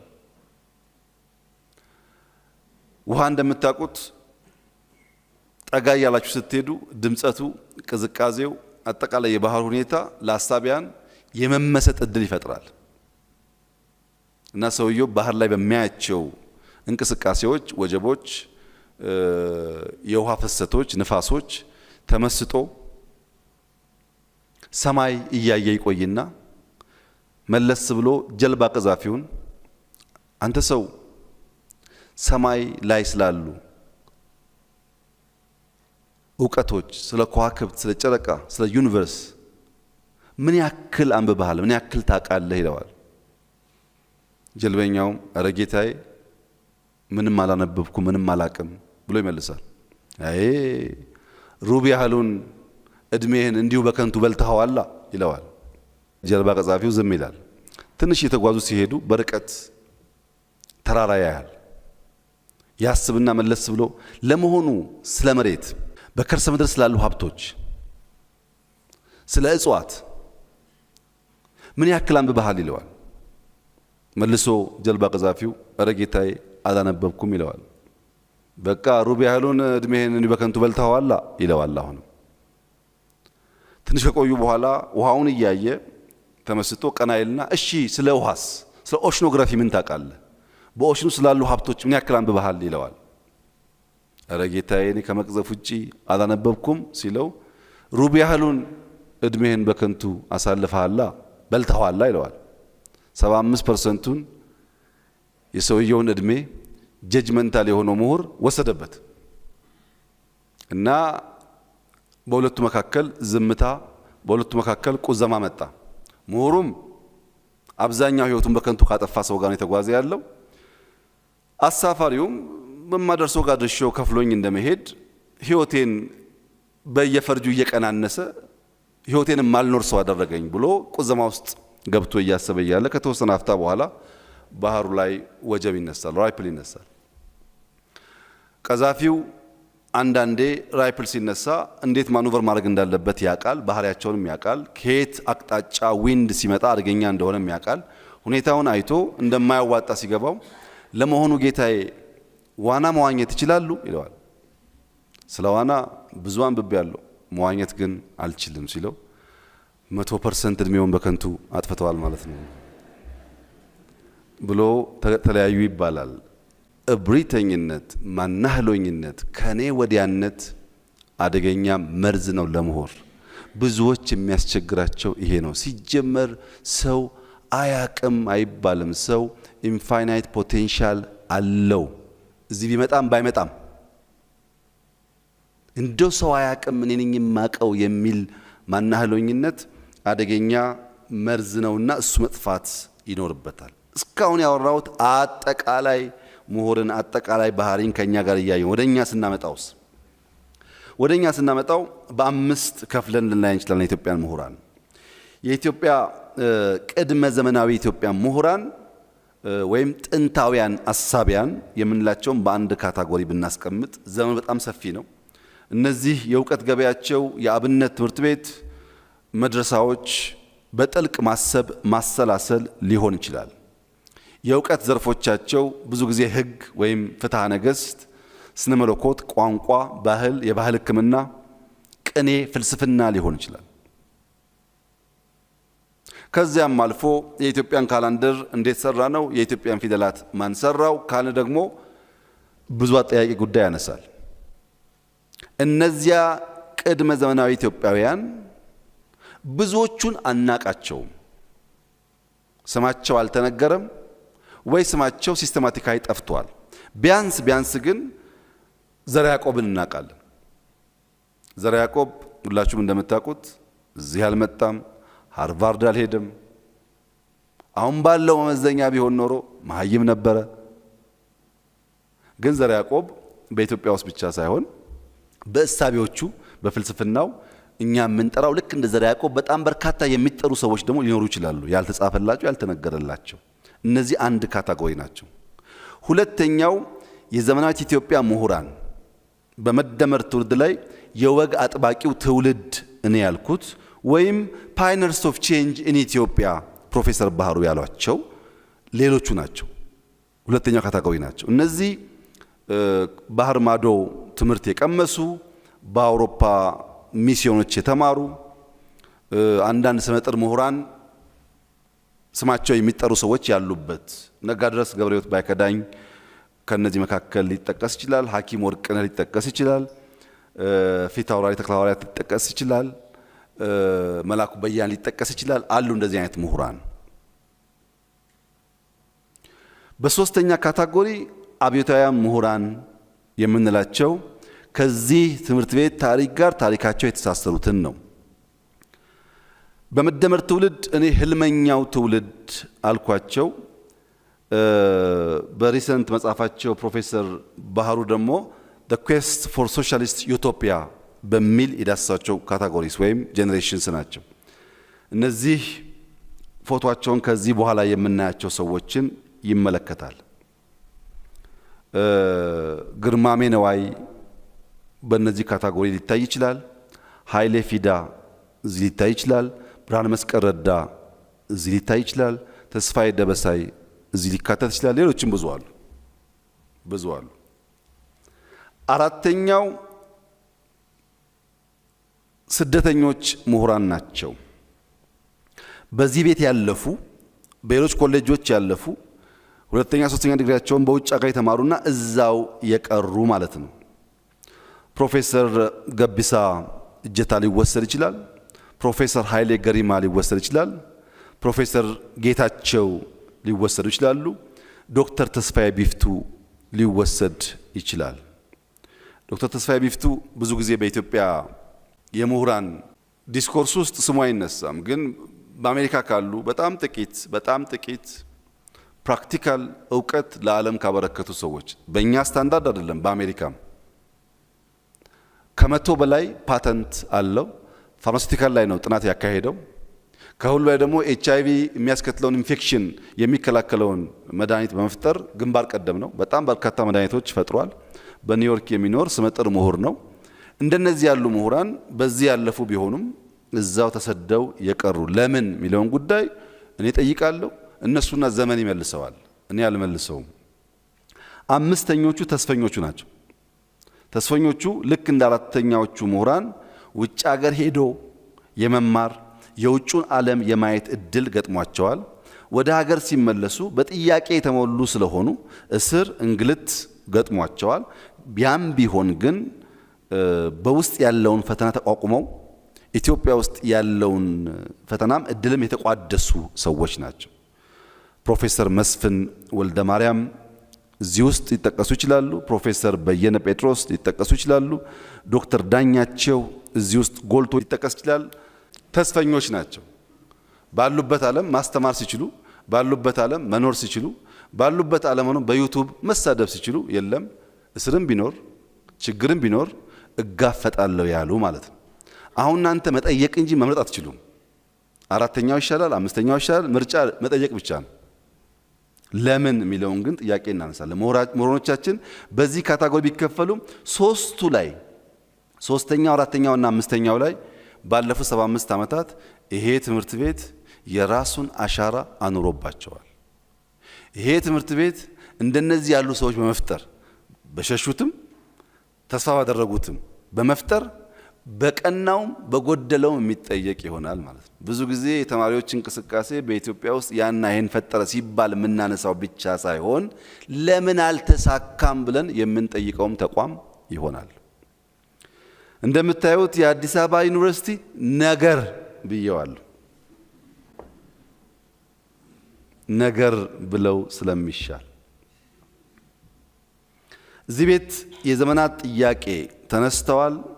በርካታ ጥያቄ የተጠየቀ የተሞከረ ያልተመለሰ የተሞከሩ አሉ፣ ያልተመለሱ አሉ። ይሄ ቤት በኢትዮጵያ የኢንተሌክቹዋል ስቲሙሌሽን ውስጥ በጣም ትልቁን ሼር የሚወስድ ነው። በመጻፉም በማንበቡም በመናገሩም በመጠየቁም በመሞከሩም ይሄ ይባላል። ባለመሳካቱም ግን ተጠያቂ ነው። ያን ሪስፖንሲቢሊቲ መውሰድ ሲጀምር የሚቀጥለው 25 ዓመት ፍሬያማ ይሆናል። የለውጥ ጥያቄ አስኳል መሆኑ አይካድም። የለውጥ ጥያቄ ለመነጋገር አውድ የፈጠረ መሆኑ አይካድም። ለመጻፍ የሞከሩ ሰዎች የተፈጠሩበት መሆኑ አይካድም። ነገር ግን ያ ዘመን እንደምታውቁት ስሜታዊነት፣ ቀኖናዊነት፣ ማናህሎኝነት የተጠናወተው ዘር ሐሳብ የጨነገፈበትን ምክንያትም ፈልቅቆ ማየት ያስፈልጋል። ሐሳብ ነበረ። ያን ሐሳብ ምን ተጭኖት ጨነገፈ የሚለውን በደርዙ ማየት ያስፈልጋል። እዚህ ትምህርት ቤት ኬኔዲ የሚባል ላይብረሪ አለ። ይሄ አብሮት የሚባል ነገር ከመምጣቱ በፊት ግርማ ሞገሱ የምታውቁት ነው። ኬኔዲ ላይብረሪ ውስጥ እዚህ ትምህርት ቤት ገብቶ ያላለፈ ሰው ያለ አይመስለኝም። ግን ለምን ኬኔዲ ተሰኘ? ኬኔዲ ስለ ሀገር ምን አሉ የሚለውን ደግሞ ሁሉ ሰው መጠየቁን እርግጠኛ አይደለሁም። ኬኔዲ ለሀገሬ ምን አደረግኩላት እንጂ ሀገሬ ምን አደረገችልኝ ብለህ አትጠይቅ ያሉትን ሁሉን ምሁር መጠየቁን እርግጠኛ አይደለሁም። በኬኔዲ ላይብረሪ ማለፍና መገልገል ብቻውን በቂ አይደለም። የዚያ ስያሜ ባለቤት የሆነ ሰው ያለውን እሳቤም መጋራት ያስፈልጋል። ብዙዎቻችን ምን ተደረገልን ባዮች ስለሆን ማድረግ የሚገባንን ሳናደርግ ዘመን ያልፋል። ይሄ ዩኒቨርሲቲ በአንድ ወቅት አይ ቲንክ 1966 67 68 አካባቢ የኢትዮጵያ ብሔራዊ ዩኒቨርሲቲ ይባል ነበር። የኢትዮጵያ ብሔራዊ ዩኒቨርሲቲ መባል ስያሜ ብቻ አይደለም፣ ግብር ጭምር ነው። ኢትዮጵያን የሚሰበስብ ትርክት፣ ለሁሉ ኢትዮጵያውያን እኩል የሚዳረስ ፖለቲካል እሳቤ የሚፈጠርበት ቤት ነው ማለት ነው። አድርጓል አላደረገም የሚጠየቅ ጉዳይ ሆነ። ሁሉም ከፍተኛ የትምህርት ተቋማት 3 መሰረታዊ ስራዎች ይጠበቅባቸዋል። መማር ማስተማር፣ በዚህ ዩኒቨርሲቲውን ብዛም አይታማም በመማር ማስተማር። መመርመር መመራመር፣ በዚህም ቢሆን ብዙ ሙከራዎች አድርጓል። ሶስተኛው ግን መፍጠርና መተግበር ላይ ነው እዳው። መፍጠርና መተግበር ላይ እንደ መማርና ማስተማር እንደ መመርመርና መመራመር አልቀለለም። እሱን ጠይቆ ማለፍ በጣም ጠቃሚ ይሆናል ለሚቀጥለው ስራችን። ዩኒቨርሲቲው ይሄ ከሆነ እንደ ሀገርስ ያለን ተግዳሮት ምንድነው? እንደ ምሁር ያለን ተግዳሮት አየነው። እንደ ሀገር ያለን ተግዳሮት ምንድነው? አንደኛ የሐሳብ ስብራት ነው። ሁለተኛ የተቋም ስብራት ነው። ሶስተኛ የባህል ስብራት ነው። ኤአይሲ ፌሊየር እንላቸዋለን። ኤጀንት ኢንስቲትዩት እና ካልቸር ሲሰበሩ የነዚያ ድምር ስብራት ደግሞ በሀገር ደረጃ ያለውን ውድቀት ያስከትላል። የሐሳብ መሪ ጉድለት ወይም የኤጀንት ጉድለት የጋራ የሚሰራ ራዕይ መፍጠር አለመቻል። የጋራ የሆነ የሚሰራ ራዕይ አይዲዮሎጂካል ዶሚኔትድ መሆን ሌላው ችግር ነው። አክራሪነት፣ የኢሞሽናል ኢንተለጀንስ ማነስ፣ ማናህሎኝነት ሌሎችም ኤጀንት ጀነሬት ያደረገውን አይዲያ ተክሎ ተንከባክቦ ዛፉ ፍሬ እንዲያፈራ እንዳያደርግ እንቅፋት ይሆናል። ሁለተኛው የተቋማት ጉድለት ነው። ኢንስቲቱሽናል ሌጂቲሜሲ። የዚህ አንዱ ጎልቶ የሚታየው ችግር ፓትሪዮናሊዝም ነው። ነፃና ገለልተኛ ተቋም መገንባት አልተቻለም። የትም ቦታ ሲኬድ የመሳሳብ ችግሩ ኢትዮጵያ ውስጥ ጊዜን የሚሻገሩ ተቋማት፣ ተልእኮ የሚፈጽሙ ተቋማት፣ ከተልእኮ የተጓቡ ተቋማት መፍጠር ስንክሳር እንቅፋት ሆኖ ቆይቷል። ሶስተኛው የባህል ጉድለት ነው። ለለውጥ ዝግ መሆን፣ ማንኛውንም አዲስ ነገር ከመማር ይልቅ አቃቂር ማውጣት። እኛ አቃቂር በማውጣት የምንፈጥራቸውን የቋንቋ አይነቶች በመማር ብንፈጥራቸው ኖሮ የሚተካከልም ባልነበረ ነው። የመጣውን ሁሉ ላለመቀበል የማንፈጥረው ጉዳይ የለም። ከጊዜ በኋላም ዛሬም ተቸክለን እዛው እንገኛለን። መቸከላችን ለውጥ ኤምብሬስ ማናደርግ ለመማር የማንተጋ መሆናችን ካለፈ በኋላ ደግሞ በጣም በከፍተኛ ሪግሬት የምንጎዳ መሆናችን አሁን ባለንበት ዘመን እድል አለ፣ አጣብቂኝ ፈተና አለ። እድል አለ፣ አጣብቂኝ ተግዳሮት አለ። እኛ እንደ ሀገር የጋራ እውነት የሚያግባባ እውነት ሳንፈጥር ዓለም ወደ ፖስት ትሩዝ ሄደ። ፌክ ኒውስም በወጉ ሳንረዳ ዲፕ ፌክ ተፈጠረ። ዲፕ ፌክ ማለት ፌክ መሆኑን ለመገንዘብ ራሱ የሚያስቸግር ማለት ነው። ዓለም የጋራ እውነት ባልፈጠሩ ሀገራት እየሄደ ያለበት ርቀት በጣም አሳሳቢ ነው። በጣም ፖስት ትሩዙ እያመጣ ያለው ነገር እና እኛ ያለንበት ጉዳይ አይጣጣምም። እንዴት የጋራ እውነት ፈጥረን ለለውጥ ክፍት ሆነን ዓለም እየተጓዘ ያለበትን ፍጥነት ማየት ካልቻልን እንዲሁ የገባን መስሎን ሳይገባን ዘመን ያልፋል። ሁለተኛው አርቲፊሻል ኢንተለጀንስ 4.0 ኢንዱስትሪያል ሪቮሉሽን የሰውን ልጅ ስራ ይቀማል፣ የሰውን ልጅ ስራ ይጋራል፣ ሰውን ስራ ያሳጣል በሚባልበት ዘመን እኛ ሞፈርና ቀንበር አልጣልንም። በትራክተር እንኳን ማረስ በቅጡ አልተለማመድንም። ይሄ አደገኛ የሚያስፈራ ነገር ነው። እድል አለ፣ የሚያስፈራ ጉዳይ ደግሞ አለ። ልዩነትን ከግጭት ውጪ ባሉ አፈታቶች ማየት፣ በሰላም በንግግር ማየት ኮምፕሊትሊ ከኛ ባህል ውጭ ሆኗል። ዓለም ግሬ ወርፌር ያካሂዳል። ግሬ ወርፌር ማለት እንደው ሳይባባሉ ጦርነቱ እያለ በጋራ እውነት እየሰሩ መቀጠል ማለት ነው። እኛ በንግግር እየተቃረን ለጋራ እውነት መቆም አልቻልንም። ይሄ ስጋት ያስከትላል። የስነ ምህዳር አጥር፣ የጂኦፖለቲክስ ውድድር ለምንድን ነው ሀገራት እዚህኛ ጫፍ መጥቶ እኛ ሰፈር ውስጥ የሆነ ነገር የሚፈልጉት እኛ የማያገባን ለምንድን ነው? እንደ ትልቅ ሀገር ራሱ ሌሎች ከተመኞች እኛ ማንመኝበት ምክንያት ምንድን ነው የሚለውን ጉዳይ ለመወያየት ያለን ፈቃደኝነት፣ እኔ የቀይ ባህር ጉዳይ አያገባኝም፣ ይሄ ጥያቄ የኛ ጥያቄ አይደለም የሚል ፖለቲከኛ ነኝ ባይ ማለት ነው። ይሄ የምናስበውን ነገር ለማሳካት ያለብንን ውስንነት ያመላክታል። እንዴት እንሻገር? ለመሻገር አንደኛ የተሻገረ ብሔራዊ ራዕይ ያስፈልገናል። ገቢር ነበብ የለውጥ ሂደት ያስፈልገናል። የተባበረ የለውጥ አቅምና ኃይል ያስፈልገናል። እኛ ሌት ካመር የሚለው አይገልጸንም። we're way behind we're ሌት ካመርስ ነን። በጣም ሌት ያደረገን ማህበረሰብ ሌት ካመር በሚል ካታጎሪ ካስገባ ነው እንሸወዳለን። በጣም በብዙ ጉዳይ የቀረን ስለሆነ የወረት እና የጊዜ ውስንነት ያለፈውን ዕዳና የነገው ስጋት አጣብቂኝ ስላለ በከፍተኛ ደረጃ ብሔራዊ ራዕይ ኖሮን ለዚያ መትጋት ይጠበቅብናል። መጪውን ዘመን ያገናዘበ ራዕይ፣ ነባራዊ ሁኔታን በቅጡ የተረዳ ራዕይ፣ አዲስና የሚሰራ እሳቢዎችን ኢንተርቴን የሚያደርግ አውድ ያስፈልገናል። ይሄ ጉዳይ ክሪቲካል ስለሆነ በአንዳንድ ስታይል ሊየው ራዕይ የተሻገረ ብሔራዊ ራዕይ ሲባል ከትናንትና መማር፣ ስህተቶችን የሚያርም፣ ጥንካሬዎችን የሚያሰፋ፣ ጥያቄዎችን በተሟላ መንገድ ለመመለስ የሚጥር፣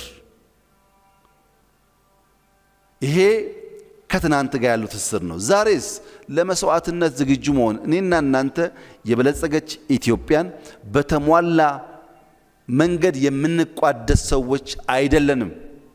ለዛ ፋውንዴሽን ጥለን ልጆቻችን በበለጸገች ሀገር ውስጥ እንዲኖሩ ከችግር እንዲቀላቀሉ ለማድረግ መስዋዕትነት ለመክፈል ዝግጁ መሆን አለብን። መስዋዕትነት በጣም በብዙ መንገድ ይገለጻል። ለምሳሌ የሪቨር ሳይድ ፕሮጀክታችን የዛሬ 5-10 ዓመት ምን ማትጠራጠሩ በጣም ለብዙ ሀገራት ምሳሌ የሚሆን ስራ ነው። ጥያቄ የለውም። ለልጆቻችን ምንዳ እንዲሆን አስበን ከሰራ ነው ብቻ ነው ራዕያችን ተሻጋሪ መሆን የሚችለው። ለትውልድ መስራትን ይሁነኝ ብሎ ያመነ አመራር፣ ያመነ ምሁር፣ ያመነ ማህበረሰብ ከሆነ መቀየር ይቻላል። ከዚህ አንጻር እንደ መንግስት በ2023 የዛሬ 5 ዓመት ኢትዮጵያ አፍሪካዊት የብልጽግና ተምሳሌት መሆን አለባት የሚል ራዕይ ሰንቀናል። 100% እናሳካዋለን። 100% ጥያቄ የለውም። በአፍሪካ አንደኛ አላልኩም፣ በአፍሪካ የብልጽግና ተምሳሌት እናረጋታለን። ጥያቄ የለውም። ይሄ በ2040 የዛሬ 22 ዓመት በዓለም አርያ የሆነች ሀገር ትሆናለች። ለዚህ ራዕይ 3 ትልሞች አሉን። 3 ትልሞች አሉን። አንደኛው ሰብአዊ ልዕልና፣ የማይናቅ ፓስፖርት ያላቸው ልጆች፣ የስንዴ እርዳታ ሄደላት የሚባል ዜና የማይሰማባቸው ልጆች፣ አንዳንድ ሀገር ረዱ የሚባሉ ልጆች፣ ሰብአዊ ልዕልና ያላቸው የተከበሩ ራሳቸውን ያከበሩ ልጆች ይኖሩናል። ሁለተኛ ኢኮኖሚክ ሉዓላዊነት ይረጋገጣል። ለምሳሌ በስንዴ ራሳችን መቻል ብቻ ሳይሆን እርዳታ አያስፈልገንም ብለን ዲክሌር ማድረግ ብቻ ሳይሆን ያለን የሬቲንግ በዕዳም በሌላም ያለ ሬቲንግ በጣም ባጭር ጊዜ ውስጥ በ2023 ካልኩት በፊት አብዛኛውን ሬቲንጋችን እናስተካክላለን። ለዚህ አስቻይ ሁኔታዎች በሚጨበጥ ሁኔታ በሀገራችን ውስጥ እየተከወኑ ይገኛሉ። አፍሪካዊት ኃይል መሆን እንፈልጋለን። በምግብ ራስ መቻል ብቻ አይደለም። በአፍሪካ ኃያል ምክር የምትጠየቅ በአፍሪካ ጉዳይ እነ ኢትዮጵያን ካላማከርን የሚባል ሀገር መሆን አለባት ኢትዮጵያ። ትልሙ አንዱ እሱ ነው። ራሷን መቻል ብቻ አይደለም፣ በቀጠናው ባላት ሚና ውስጥ በስንዴ ምክንያት በደህንነት ምክንያት ያላት ዊዝደምና ብቃት አንደርማይን እንዳይደረግ ማድረግ ነው። ለዚህ ደግሞ 5 ምሰሶዎች አሉ። አንደኛው ምሰሶ ኳሊቲ ግሮዝ ነው። ፎር ዘ ላስት 7 years $1 ኮመርሻል ሎን አልወሰንም። $1 ለምን? ኮመርሻል ሎን በእኛ ኢንስቲቱሽናል ካፓሲቲ አምጥተን ኢንቨስት አድርገን ሪተርን ኦን ኢንቨስትመንት ሃርነስ ማድረግ የምንችልበት ጊዜ ሳይደርስ ክፍያ ይጠየቃል። የኳሊቲ ግሮዝ እንዲረጋገጥ ይሄን እዳ ከፍለን ሌላ ኮመርሻል ሎን ብናመጣ አንዳንድ ሀገራት እንደሚያደርጉት ለልጆቻችን ቅድም ያሰብነው ማሳካት አንችልም። ሁለተኛ ፓብሊክ ፒፕል ፓርትነርሺፕ ነው። ለምሳሌ ግሪን ሌጋሲ ፓብሊክ ፒፕል ፓርትነርሺፕ ባይፈጠር ኖሮ 48 ቢሊየን በየትኛውም መንገድ ኢትዮጵያ ማሳካት አትችልም። ሪቨርሳይድ ከእንጦጦ ጀምሮ እስከ ፒኮክ ያለው 26-27 ኪሎ ሜትር በጣም ኢምፕሬሲቭ ስራ ነው። በጣም የሚያኮራ ስራ ነው። ባይዘው በጣም የሚያኮራ ስራ ነው። ይሄ ስራ ውስጥ አዲስ አበባ ወደ 1.3 ትሪሊየን ብር ኢንቨስትመንት አትራክት አድርጓል። የሚያስደንቅ ሬስቶራንት፣ ኮፊ ሾፖች ይገነባሉ። አዲስ አበባና ፕራይቬት ሴክተር በጋራ 1.3 ትሪሊየን ብር ኢንቨስትመንት ኢትዮጵያ ማድረግ አታውቅም እንኳን አዲስ አበባ። እንዴት ነው የግል ሴክተር ያን ብር ያመጣው ያላችሁ እንደሆነ ያ ፓርትነርሺፕ እየሰራ ስለመጣ። ሶስተኛው ቴክኖሎጂካል ሳቪ የሆነ ኢንስቲትዩሽን መፍጠር ነው። መሶብ፣ ቴሌብር በጣም ብዙ መጥቀስ ይቻላል። ስቶክ ማርኬት የጀመርናቸው ጉዳዮች ቴክኖሎጂካሊ የምንሰራቸው ስራዎች ሶስተኛው ምሰሶ ነው። በተለይ ዲጂታል 2030 ይሄን ለማሳካት ከፍተኛ ሚና ይጫወታል። እኛ ከመጣን ጀምሮ 30-40 ሺህ መዋዕለ ህጻናት ገንብተናል። በጣም በርካታ ሃይ ስኩል እና ኤሌመንታሪ ስኩል ገንብተናል። ዩኒቨርሲቲ አልገነባንም። በምታውቁት ምክንያት ያለው ዩኒቨርሲቲ እንዲሆን ከስም ወጥቶ ዩኒቨርሲቲ እንዲሆን በሚል አሁን ለመጀመሪያ ጊዜ ኤአይ ዩኒቨርሲቲ ልንገነባ ነው እና ለሚቀጥሉ 6 ወራት ስራዎቻችን እንጨርሳለን። የኤአይ ዩኒቨርሲቲ ስንፈጥር ማክሲመም 1000 ግራጁዌትስ ካለን ይበቃናል። ቢያንስ 100 ግን ስኮላርሺፕ ነው። ለእያንዳንዱ አፍሪካ ሀገር 2 ስኮላርሺፕ እንሰጣለን። ኢትዮጵያ ውስጥ ባለው ተማሪ ማክሲመም 2% ነው ከኮምፒት ካደረገው የምንቀበለው ማክሲመም። በጣም ትንሽ ግን ፕራክቲካል የሆነ ሰው እንፈጥራለን። ለዚህ ከናንተም ከዲያስፖራውም የምናሳትፋቸው ሰዎች ይኖሩ ይሆናሉ። ቴክኖሎጂ ላይ መሽቀዳደም አለብን። የኤአይ ዩኒቨርሲቲ በዓለም ደረጃ አሁን አንድ ሀገር ብቻ ነው ያለው። የኤአይ ዲፓርትመንት የፈጠሩ አሉ፣ የኤአይ ኮርስ የሚሰጡ አሉ፣ እናንተን ጨምሮ እነሱ አሉ። ኤአይን ብቻ የሚሰራ ማሽን ለርኒንግ ላይ፣ ሮቦቲክስ ላይ፣ ዴታ ማይኒንግ ላይ፣ ኮምፒውቲንግ ላይ የሚሰራ ብቻ ተቋም ግን በዓለም ላይ እስካሁን አንድ ነው ያለው። እኛ ሁለተኛው እንሆናለን ከፈጠን። ለምን ያላችሁ እንደሆነ ትውልድ ላይ ለመስራት እሽቅድድም ስለሚፈልግ። አራተኛው ግሪን ኢኮኖሚ ነው። አምስተኛው ኢንስቲትዩሽናል ሪፎርም ነው። በእነዚህ ምሰሶዎች በ2023 ምንም ጥርጥር የለውም ኢትዮጵያ አፍሪካ የብልጽግና ተምሳሌት ኤክስ ዋይ ዜድ ኢትዮጵያ ኤክስ ዋይ ዜድ ኢትዮጵያ ይባላል ማለት ነው። አንደኛ አንሆንም። ስለ ግሪን ሌጋሲማ ኢትዮጵያ፣ ስለ ሪቨርሳይድማ ኢትዮጵያ፣ ኮሪደርማ ኢትዮጵያ፣ በስንዴ ራስ መቻልማ ኢትዮጵያ፣ ሲስተም ኦቶሜት አድርጎ ሰርቪስ ቨርቹዋል መስጠትማ ኢትዮጵያ እየተባለ የሚጠቀስበት ጊዜ ይመጣል። ያ እንዲመጣ የእናንተ ዳታ ጀነሬሽን በጣም ወሳኝ ነው። የተሰሩ ስራዎች ብዙ አርቲክል ማንጽፍ ካልሆነ ሲስተም አያዩም። ለዛ የእናንተ ሚና ይኖራል። ሁለተኛው ገቢር ነበብ የለውጥ ሂደት ነው። ፕራክቲካል የሆነ የለውጥ ሂደት እዚህ ጋር እንደምታዩት እንደ ራእዩ አይደለም፣ ዝግዛግ ነው። የአዲስ አበባን ሪቨርስ እናጽዳ አያጣላም፣ እናፍርስ ቤት ግን ያጣላል። ተግባር ነው የሚያጣላው፣ ሐሳብ አያጣላም። መተግበሩ ስንገባ ተቃርኖ ይፈጠራል። ለዚህ ስልታዊ መንገዶች፣ ስርዓታዊ ለውጦች፣ ብዝሃ ዘርፍ አሰራር መከተል ያስፈልጋል። የመደመር መንግስት አማራጭ በውስብስብና ከመደበኛ በተለየ ምህዳር ውስጥ መልታይ ዳይሜንሽናል ኤንድ ዳይናሚክ መልታይ አክተርስ መልታይ ሴክተራል ኢንቴግሬሽን ካላመጣን በስተቀረ በተናጠል ጉዞ አናሳካውም ብሎ ያምናል። ሶስቱን ገረፍ ገረፍ አድርጌ ልሂድ። ስልታዊ መንገድ፣ ስርዓታዊ ለውጥና ብዝሃ ዘርፍን። ስልታዊ መንገድ መደመራዊ ፈጠራ፣ መደመራዊ ፍጥነት፣ መደመራዊ ዝላይ። ምን ማለት ነው?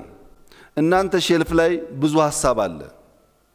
ከኢንዱስትሪ ካልተደመራችሁ ፈጠራ አይሆንም፣ ቴክኖሎጂ አይሆንም። እናንተ ሼልፍ ላይ ብዙ አይዲያ አለ። ከአርሶ አደር ማሳ ካልተዋሃዳችሁ ቴክኖሎጂ አይሆንም፣ ፕሮዳክቲቪቲን አያፋጥንም፣ አያባዛም። መደመር ሲባል ፖለቲካል ብቻ አይደለም። በእያንዳንዱ ሴክተር ያለ ዕውቀት ሐሳብን ማሰናሰል ማለት ነው።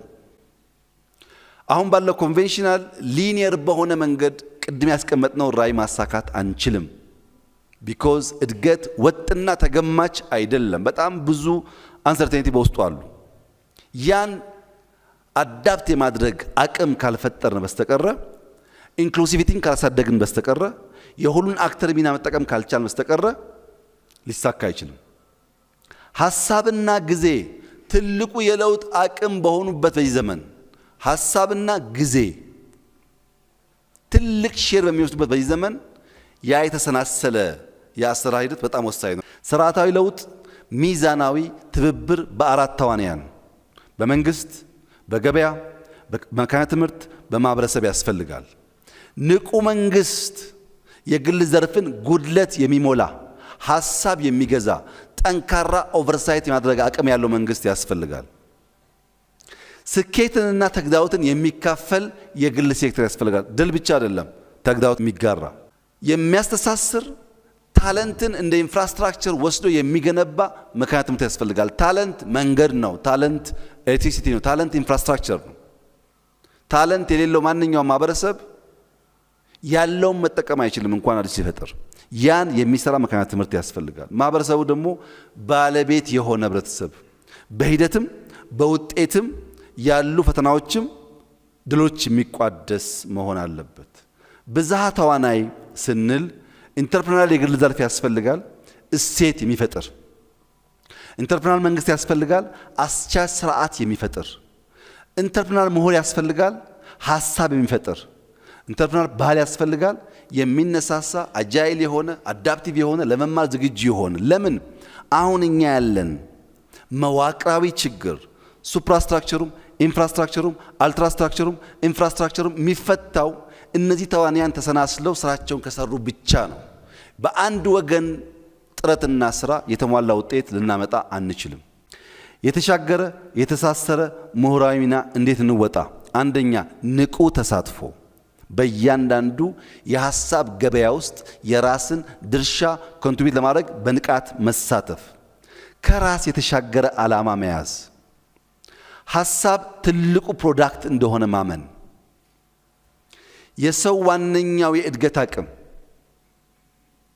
ዘር የሚነሳው ከሐሳብ እንደሆነ ማሰብ፣ ምሁራን ድልድይ መሆን፣ በቴሲስ እና አንታይ ቴሲስ እምብዛም ችግር የለም። ሐሳብ ሲመጣ በተቃረነ ሌላ ኤክስትሪም መቆም ችግር የለም። ሲንተሲስ ላይ መስራት ከሁለቱም ወገኖች ጠቃሚ ነገር ካለ ወስዶ መካከለኛ የሆነ አሻጋሪ ሐሳብን መንደፍ የምሁራን ሚና ይሆናል። ብሔራዊ እይታ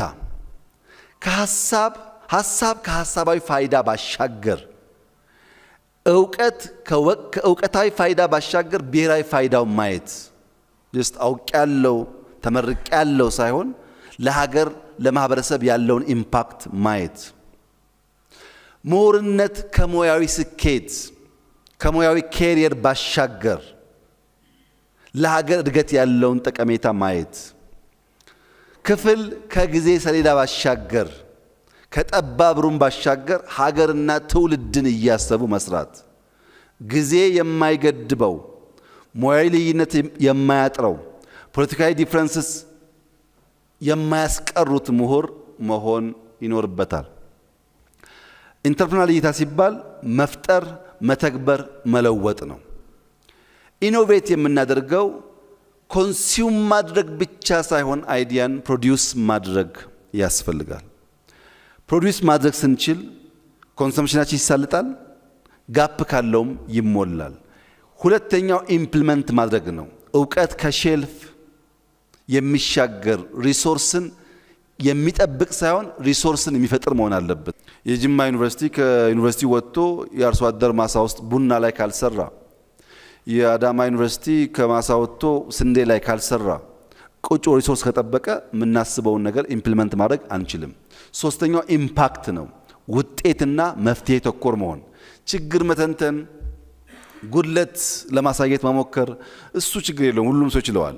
ያን ችግር ተሻግሮ መፍትሄ ማምጣት ላይ ግን ቀዳሚ ሚና መጫወት ይኖርበታል። ቀዳሚና ማዕከላዊ እይታ፣ ቀዳሚና እውነት ገላጭ፣ በዚህ ድህረ እውነት ዘመን እውነት የሚገልጥ አራቂና እሴት ገንቢ፣ እውቀት መር ውይይቶችን የሚመርጥ የሚወድ የሚያደርግ ምሁራዊ ምክረ ሀሳቦች የሚሰጥ።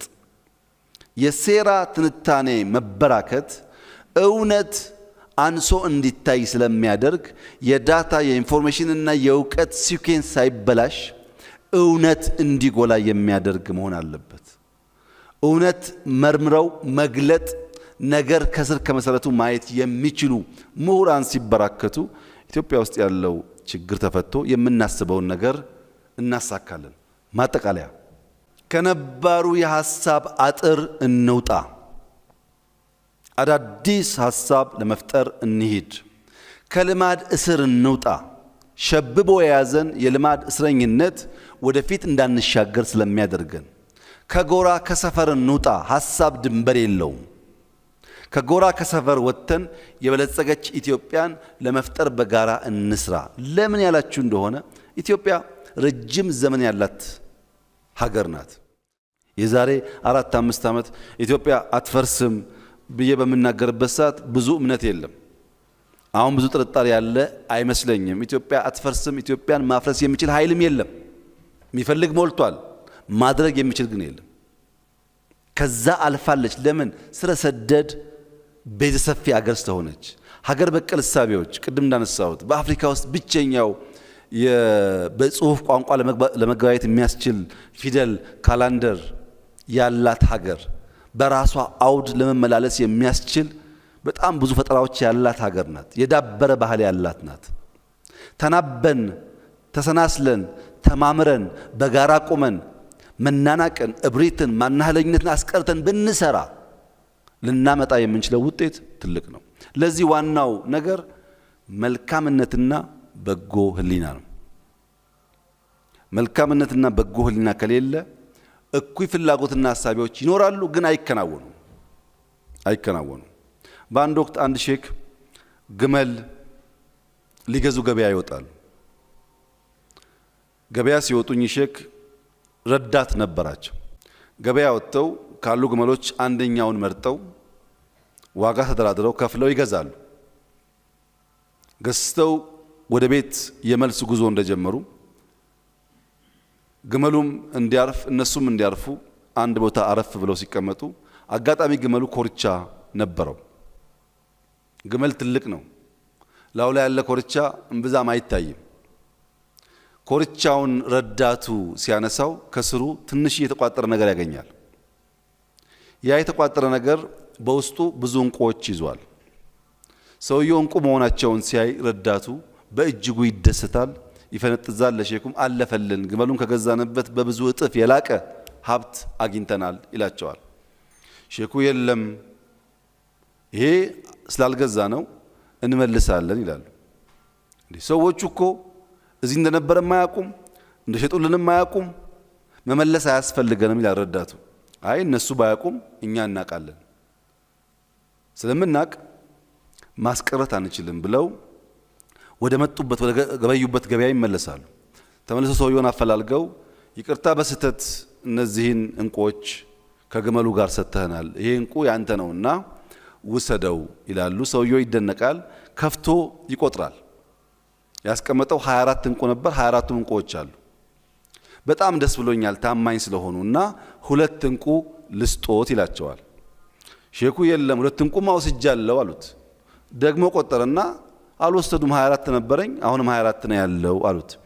አይ እናቴ መልካምነትና በጎ ህሊና የሚባሉ 2 እንቁዎች አስተምራኛለች፣ እነሱ ይበቁኛል አሉ ይባላልና በመልካምነትና በበጎ ህሊና ተባብረን ኢትዮጵያን ወደ ብልጽግና እናሸጋግራት። አመሰግናለሁ።